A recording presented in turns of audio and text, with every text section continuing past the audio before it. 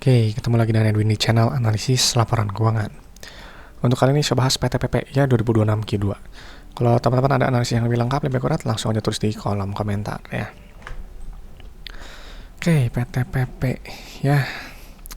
Untuk riwayat bagi dividen, ini terakhir bagi dividen di 2019 ya, sampai sekarang belum ada dividen lagi.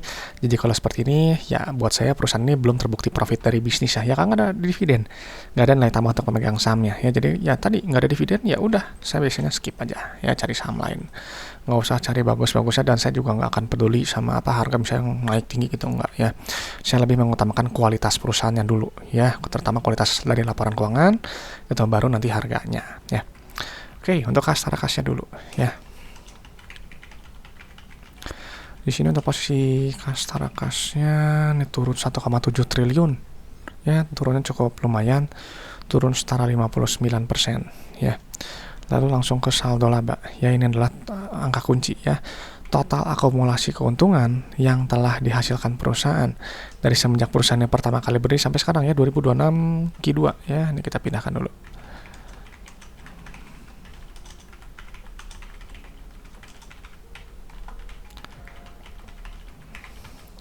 Oke ya, di sini kita lihat tuh ya. Di sini lihat tuh saldo labanya defisit ya, negatif. Ya artinya PTPP sampai 2026 Q2 ini mengakumulasi total kerugian sampai 3,5 triliun. Ya jadi kalau saldo laba defisit gini nggak akan bisa bagi dividen. Ya jadi kalau dulu bagi dividen ini dulu masih positif saldo labanya. Kalau sekarang udah enggak. Ya jadi kalau perusahaan saldo laba negatif seperti ini, buat saya ini adalah perusahaan bermasalah. Ya perusahaan yang bermasalah, sekali lagi kalau saya gitu ya, kalau harga naik berkali-kali lipat saya nggak akan peduli. Ya itu nggak ada ya, iya dong ya, akumulasi total kerugian nggak ada keuntungan ya, mau gimana bagi dividen gitu, kecuali dia udah positif lagi baru bisa bagi dividen ya. Oke, langsung sekarang ke ini ya, ke ekuitas. Kita pindahkan dulu. Oke, di sini untuk apa PBV cukup murah di 0,38 ya, potensi profitnya memang 163% kalau mencapai ke book value di 548 ya. Cuman kembali seperti ini ya layak dihargai rendah gitu, karena memang tadi sedang berada masalah gitu ya, sedang bermasalah gitu. Oke, sekarang langsung ke pendapatan ya.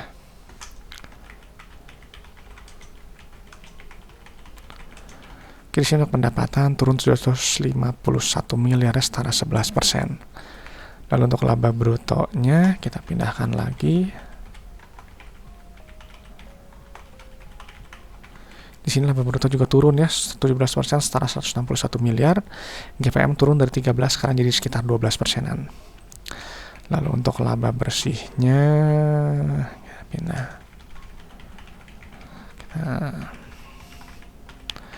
Nah, di sini untuk laba bersih memang ada kenaikan 128 miliar setara 196% gitu.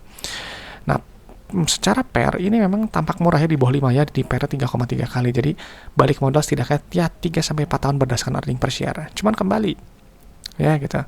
Kalau misalnya ada yang nanya, "Pak, kalau gitu nanti bisa bagi dividen?" Ya nanti ya, asumsikan aja gini, laba bersihnya kita setahun kan ya, jadi 400 miliar. Nah, Anda tinggal bagi nih 3,6 lah ya, dibulatkan ke atas 3,6 triliun dibagi 400 miliar. Berarti perlu 9 tahun supaya saldo labanya jadi positif. Ya, gitu. Jadi apa, ruginya sudah hilang, baru nanti bisa bagi dividen. Tentu dengan catatan kalau kasnya cukup. Ya gitu. Jadi kalau yang seperti ini susah sekali, biasanya sulit sekali ya perusahaan yang dia sebelum defisit jadi positif lagi, tuh sulit biasanya ya. Cuman saya lihat memang ada beberapa perusahaan yang dia berhasil ya. Cuman ya teman-teman nanti boleh cari aja ya. Kayaknya jadi hati-hati ya, ini PER rendah, PBV rendah, ini ya kalau lihat seperti ini bisa jadi value trap ya. Oke, untuk net CFO yang ini lainnya kita pindahkan dulu untuk penerimaan kasnya dulu ya. 10 ya. Penerimaan kas di sini turun 509 miliar setara 7%. Teman rasa penerimaan kas ini masih di 112% ya, ini masih oke, sangat baik malah. CFO di sini negatif, artinya perusahaan nggak menghasilkan uang tunai sama sekali ya, alias apa? Alias uangnya itu yang sudah dikumpulkan habis hanya untuk bayar operasional aja ya.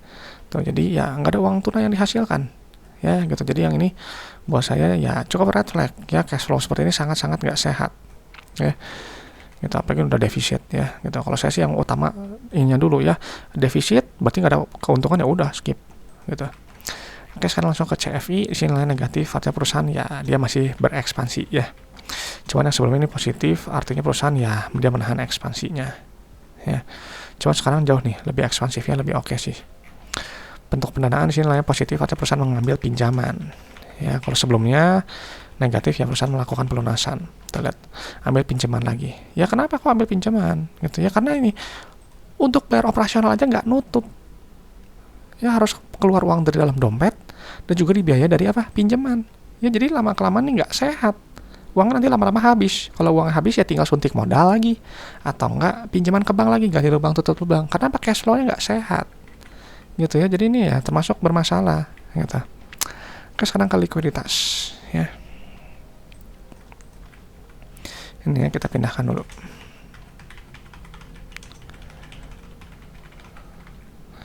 Oke, pindahkan lagi. Di sini likuiditas rasio lancar masih oke di 1,1, kasnya tapi cukup lemah malah di 0,07 ya. Kewajiban 17,8 T, uang di dompet cuma 1 T ya, 1,1 T ya, resiko sangat tinggi. Oke ya, sekarang untuk short term debt-nya, utang usaha pajak, accrual ini ya, bank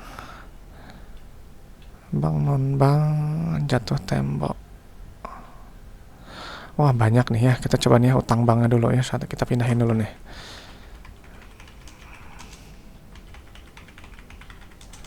Ya, coba ya, ambil utang bank, terus nah ini utang bank dan lembaga keuangan yang ini kita pindahkan lagi. Nah, terus yang jatuh tempo, obligasi sama sukuk ada 6 poin ya.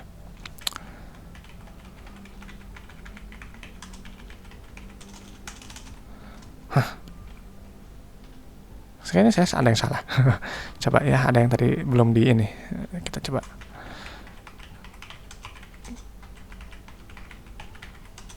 Terus 1, 2,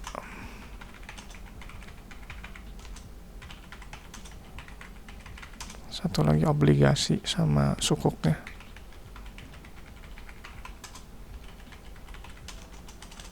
Nah, ini sangat lemah nih ya, ini seperti ini.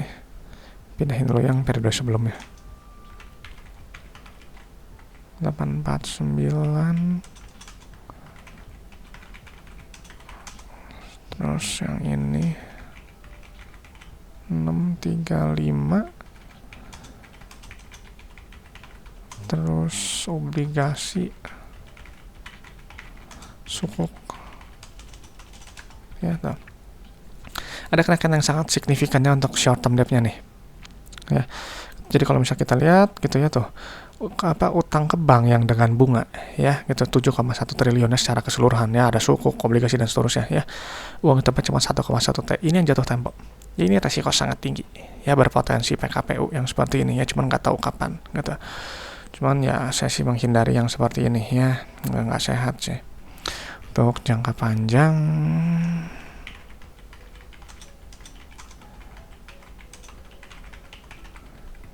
nah loh, kurang kan sama dengannya.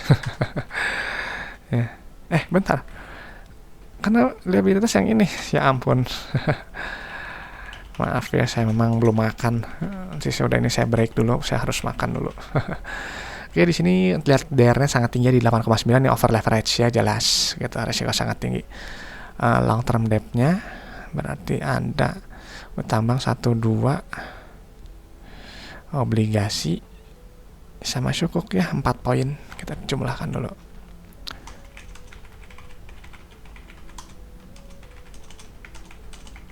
Terus obligasi, terus tadi apa, sukuk, satu lagi ya,